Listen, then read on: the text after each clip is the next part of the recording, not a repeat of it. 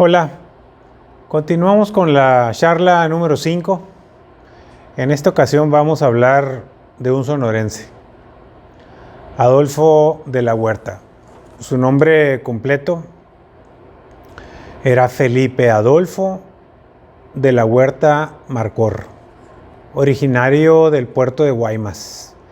Un hombre que estudió contaduría y también música. En su época de más joven, más bien es considerado una persona pensante, un intelectual, un luchador. Él luchó contra Porfirio Díaz, cuando Porfirio Díaz todavía era presidente, al fundar el Club Antireeleccionista, es decir, se gestó un movimiento en todo el país para luchar por la eterna reelección de Porfirio Díaz como presidente de la República. Y él era el presidente y fundador del Club Antireeleccionista en Guaymas.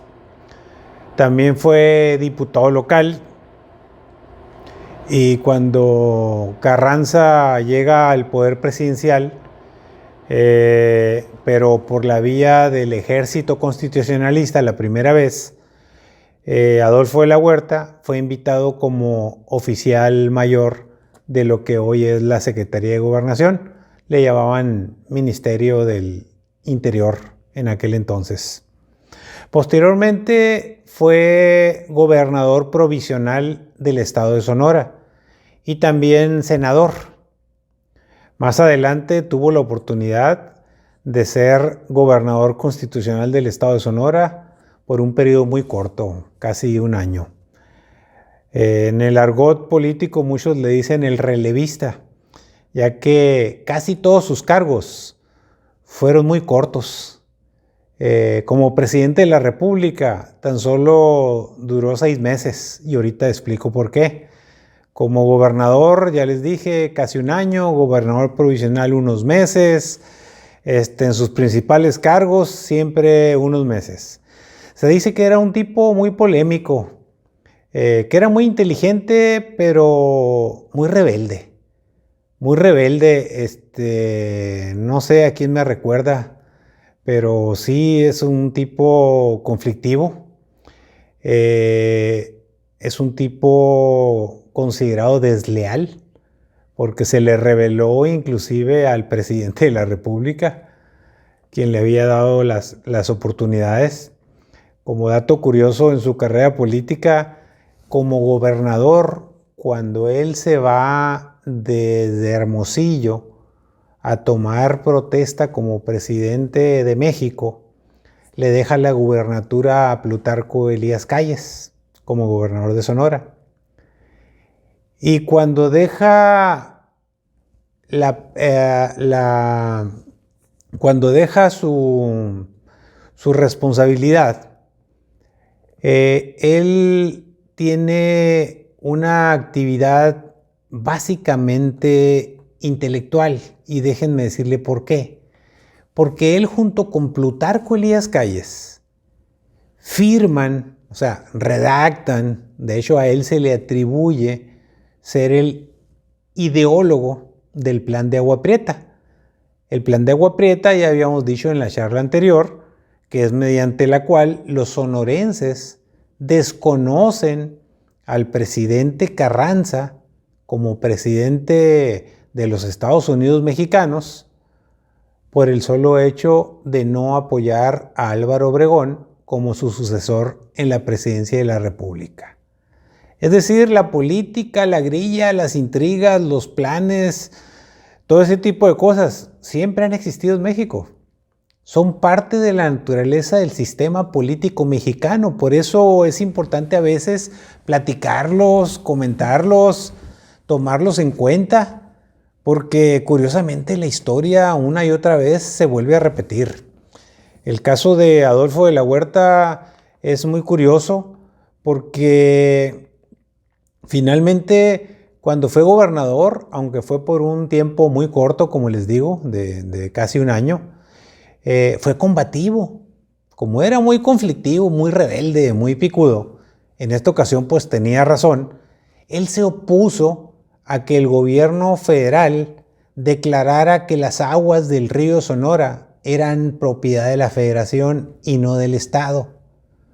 Aunque desde el punto de vista legal es evidente que quien tenía la razón era el gobierno federal, porque ya la Constitución de 1917 decía claramente que la nación tendría los derechos sobre las tierras y aguas de toda la República Mexicana. Pero bueno, él como gobernador no estuvo de acuerdo, se opuso, y ahí viene el hecho de que no es nada nuevo las guerras por el agua en Sonora. Son connaturales a nosotros. También Carranza, como presidente de la República, manda a un general que se llamaba Manuel M. Diegues, lo manda como avanzada junto con un grupo de militares a pacificar o a combatir a los yaquis que estaban en pie de guerra. Curiosamente, pues tampoco no es nada nuevo para nosotros, porque los yaquis nunca han estado en paz, ni lo van a estar. Por eso son considerados como una nación indomable. Entonces el presidente de la República, Venustiano Carranza, fue desconocido por el gobierno de Sonora, por el gobernador de Sonora, junto con Plutarco Elías Calles en el plan de Agua Prieta, y lo echan para afuera. Y se va de Palacio Nacional. Y es cuando el Congreso de la Unión, o sea, los diputados y los senadores en ese entonces del Congreso de la Unión, nombran presidente provisional de México al sonorense Adolfo de la Huerta. Después viene el incidente histórico de que Venustiano Carranza le da miedo por razones de que el que encabezaba todas las operaciones militares era Álvaro Obregón, quien quería ser presidente de la República, y le ponen una emboscada y finalmente lo matan cuando estaba yéndose a instalar su gobierno a Veracruz, a la altura del estado de Puebla. Ahí muere Carranza. Y entonces el trabajo fundamental de Adolfo de la Huerta fue el de contribuir a la pacificación de México, pero su trabajo más importante en ese lapso corto de 5 o 6 meses como presidente de la República fue convocar a elecciones. Y en las elecciones a las que convocó, pues obviamente el ganador esperado y muy claro fue Álvaro Obregón, de quien platicaremos en la siguiente charla. El gobierno de Adolfo de la Huerta se caracterizó básicamente por eso. Sin embargo, como gobernador había dejado algunos antecedentes que marcan su personalidad. Por ejemplo, él fue el primero que intentó llegar a acuerdos con los yaquis para la pacificación. También tiene una mancha discriminatoria porque es el que emitió aquel decreto histórico famoso contra los inmigrantes chinos en Sonora, expulsándolos del estado de Sonora. Estableció la Cámara de Trabajadores Estatal, el equivalente a la Secretaría del Trabajo, hoy en día. Y después tuvo, como le sucede a todos los que llegan al poder, ya cuando están en el poder, y a pesar de ser tan corto el tiempo que duró como presidente de la República, Adolfo de la Huerta, en menos de un año, pues ya quería perpetuarse en el poder. En pocas palabras, no lo quería soltar. Y hay un episodio en la historia de México que se llama la Rebelión de la Huertista. Es decir, siendo presidente de la República, confabula o conspira junto con varios generales y militares en el país y se rebelan para que Álvaro Obregón no sea presidente de la República, lo cual le costó no solo que fuera derrotado y se tuvo que exiliar a Los Ángeles, California, en los Estados Unidos, pero la mayoría de los militares que eran simpatizantes de él fueron fusilados, simple y sencillamente, extinguidos. Ya desde su exilio en Estados Unidos, como también suele suceder en la política, por eso les digo que es cíclica y es importante a veces conocer detalles. Dicen que hay una máxima que dice que el enemigo de tu amigo, el enemigo siempre se junta con otro enemigo. Entonces, en este caso, cuando llegó el tiempo, él ya como exiliado, y como ya le platicaré más adelante, cuando llega de presidente de la República, mucho más adelante, llega presidente de la República Lázaro Cárdenas, que ya era enemigo de Plutarco Elías Calles. Adolfo de la Huerta se agarra de Lázaro Cárdenas, que era enemigo de Plutarco Elías Calles, y regresa a México de su exilio a cargos menores. 2 cargos tuvo.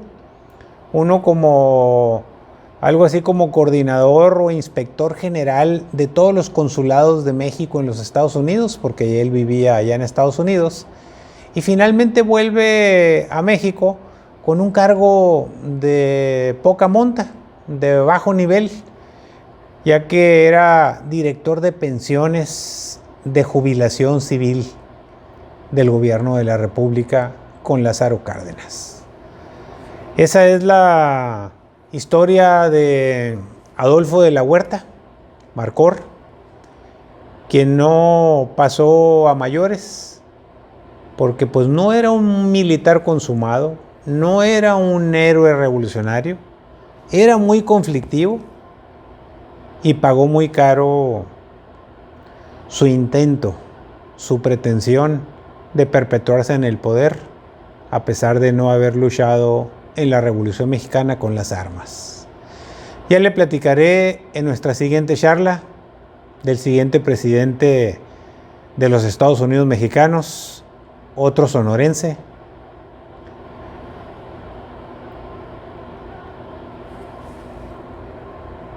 el general Plutarco Elías Calles.